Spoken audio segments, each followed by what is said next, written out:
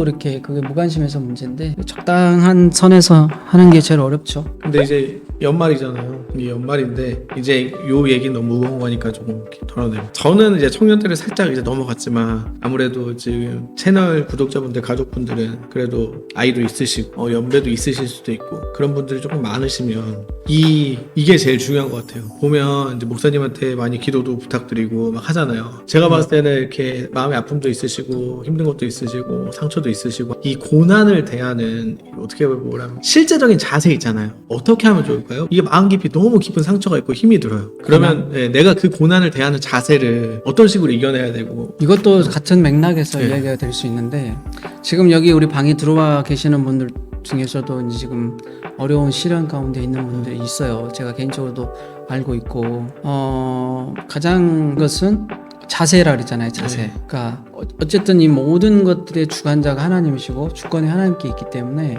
하나님께 맡기는 것이 가장 중요한 우리의 자세 아닌가. 하나님한테 맡긴다고 하면 그래서 맡겼어요. 근데 나는 그 인생의 어려운 무게나 힘든 것들은 맡기긴 했는데 그대로 가져가는 거잖아요. 나는 이어지고 있잖아요. 살아야지. 근데 그게 이제 맡기면서 내가 가느냐, 맡기지 않고 내가 짊어지고 가느냐는 그 무게감과 모든 것이 다 달라요.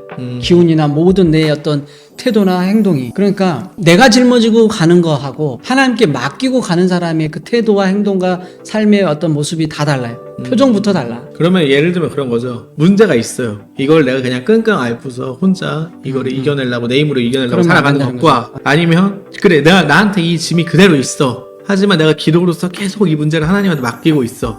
이 두 가지는 하늘과 땅 차이다. 일단은 이 말씀이신 거잖아요. 그렇죠. 그래서 믿음이 필요한 거고 예수 믿는 사람들은 그게 차이가 아닌가.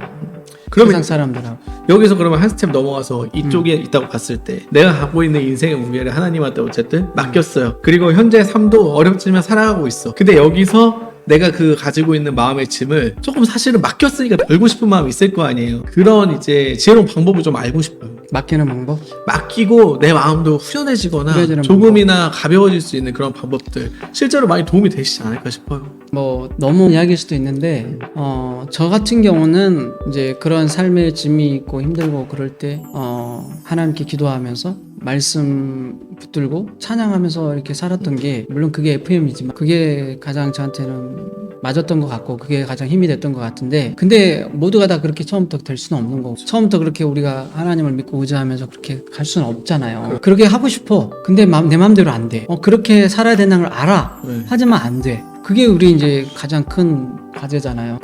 그래서 이제 우리가 이제 흔히 말하는 그 은혜의 자리에 갈 수 있다고 그러거든요. 예.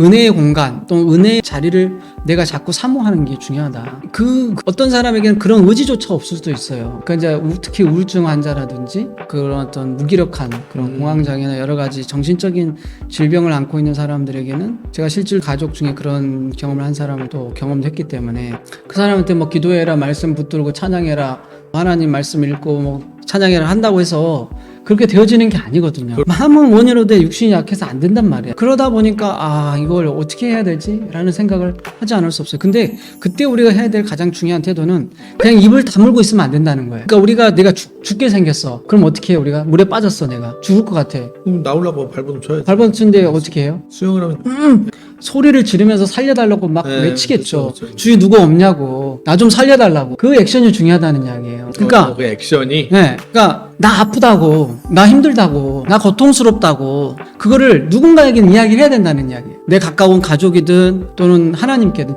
정 사람이 없으면 하나님께라도 내가 계속 그거에 대해서 내가 자꾸 표현을 해야 된다는 거죠. 굉장히 중요한 부분인데 거기서 터닝 포인트가 이루어지는 거예요. 거기서 내가 사느냐 죽느냐 거기서 나와요. 내가 거기서 소리 쳤을 때 누군가는 듣는 거거든요. 지나가는 사람이든 누구든 그 신음소리에 그 소리 지르는 악을 빠락빠락 치든 그렇게라도 해서 누구 정말 길 가는 사람이라도 붙잡고 이야기를 하든 해야 된다는 거예요. 그렇죠. 나 죽겠다고 힘들다고 말하는 게 굉장히 중요해요. 왜냐하면 다윗도 여러분이 이제 시편을 읽어보면 알지만 너무너무 힘들었잖아요. 예. 그 힘드는 상황에서 그냥 있지 않았어요. 하나님 앞에서도 계속 하나님께 부르짖었잖아요. 그래서 탄식의 시도 있고 막 하나님께 너무 힘들다고 하나님께 호소를 하잖아요. 왜 저들을 가만 내버려두냐. 그런 어떤 표현들이 성경에도 막 나오거든요. 그러니까 하나님께 너는 내게 부르짖으라 그랬잖아요.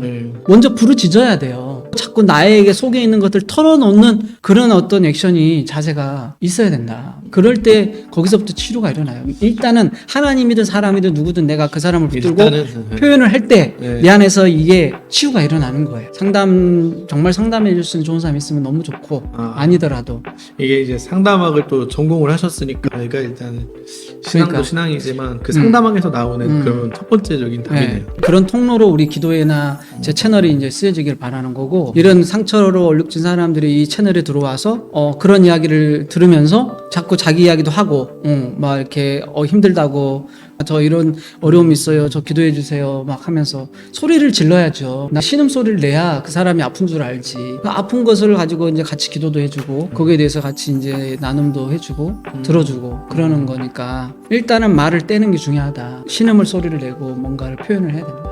그렇습니다. 그 자세가 일단 가장 중요해요. 내년에는 좋은 오프라인의 장소에서 목사님이 또 이렇게 어려우신 분들 상담도 해주시고 네, 지금 위로도 해주시고 그러고 기도해 싶어요. 주시고 네. 그런 거 하시면 너무 좋을 것 같다는 생각이 네, 문득 내년에는 드네요. 이제 네. 그런 쪽에 좀 더 포커스를 네. 맞추고 싶어요. 상담이 필요한 분들이 많기 때문에. 그리고 또 콘서트도 해서 찬양도 이렇게. 너무 좋죠. 왜냐면 찬양이 굉장히 사람 마음을 편안하게 하고 치유하는 그런 굉장히 역동적인 그런 게 있거든요. 뭐 저도 뭐 목사님 그래도 항상 해마다 뵙지만 뭐랄까요, 올해는 조금 뭐랄까 더 마음의 여유도 있으시고 그냥 그런 것들 좀 느껴져요. 그냥 개인적으로. 그래서 감사한 부분이라고 네. 생각이 드네요. 저도 감사합니다. 네, 계속 응원합니다.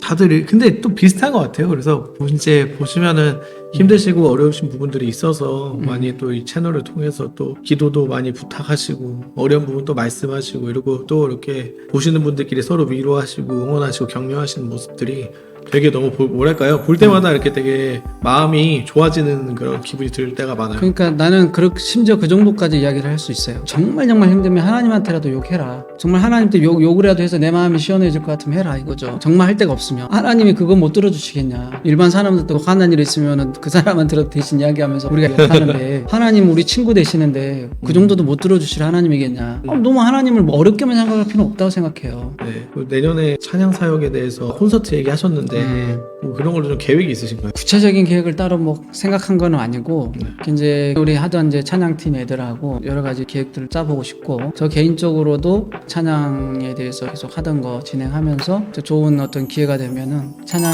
앨범을 하나 하고 싶은. 찬양 앨범. 네, 앨범도 좀 하고 뭐 오프라인 공간에서 공연도 뭐 한번 생각해보고. 최근에 제가 이제 교회에 가가지고 찬양 집회를 했거든요. 근데 너무 은혜가 됐고 뜨거웠어요. 찬양 간증 집회였거든요.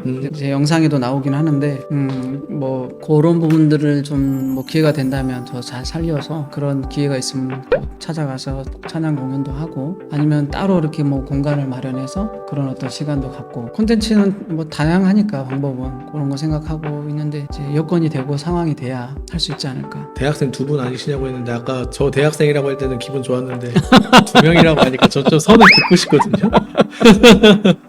그게 궁금해요. 저도 찬양 사역을 계속 이제 하고 있지만 제가 생각하는 그 찬양의 힘이 있고 목사님께서 생각하시는 찬양의 힘이 있잖아요. 이 찬양이 나한테 주는 그런 힘들, 그리고 찬양이 가지고 있는 힘들, 이런 게 있을 텐데 어떻게 좀 설명을 해주실 수 있으실까요? 본인이 생각하는 찬양이 뭐라고 생각해요? 저는 내가 찬양팀을 하면서 찬양 인도를 하면서 할 때랑 그냥 내가 예배자일 때랑 이게 일치하지 않아요. 이게 좀 일치해야 되는데 예배를 드리는 그 마음이 내가 찬양 인도를 하면서 찬양을 이끌어갈 때는 그 뭔가 책임감 때문에 그 자리에서 더 사명감을 가지고 막 하는 거죠. 근데 내가 예배자로 이걸 딱 들어가게 되면 그냥 참여형이 되는 거예요. 네, 일반 맞아요. 그냥 더 열정적으로 해야 되는데 그게 그런 또- 열정이 좀 식는 것. 예. 약간의 그런 어떤 갭 차이가 있다. 예, 그 갭 차이도 있고, 근데 이제 제가 찬양 인도를 하면서 느끼는 찬양의 힘은 그 나한테 주는 책임감이 하나님한테 더 몰두할 수 있게 그런 거는 있어요. 인도할 때. 왜냐하면 제가 그 책임감을 가져야 이 예배를 시작하고 끌고 가는, 그래도 어떻게 보면은 하나님이 허락하신 책임자로서 네. 내가 그거에 더 책임감을 가지고 깊이 있게 몰두할 수 있는 그런 거는 생기는 것 같아요. 근데 이제 참여자로 가게 되면 마음을 놓는 거죠, 제가. 그래서 그런, 아무튼 그것도 찬양의 장점이라 하면 그걸 되게 장점으로 생각하고 있어요. 근데 가장 이상적인 거는 내가 인도를 하거나 인도하지 않더라도 그런 자세가 동일한 게 좋죠. 근데 제일 좋은데 사람 마음가짐이랑 그렇지 않죠. 그래서 저도 항상 그 부분에 경계심을 가져요. 그렇지 않기 위해서. 그러니까 내가 인도자로 섰을 때와 그렇지 않을 때의 나를 나를 계속 이렇게 모니터링하면서 인도자가 아닐 때의 나를 더 이렇게 하나님 앞에 매달리고 더 기도하고 찬양하는 자세로 예배자의 어떤 자세로 쓸 수 있도록 자기 자신을 기도할 필요가 있고 평소 때 그렇지 못했을 때 내가 또 각성하면서 다시 한번 나를 조이고 그런 센서가 작동해서 이러면 안 되지라고 생각하면서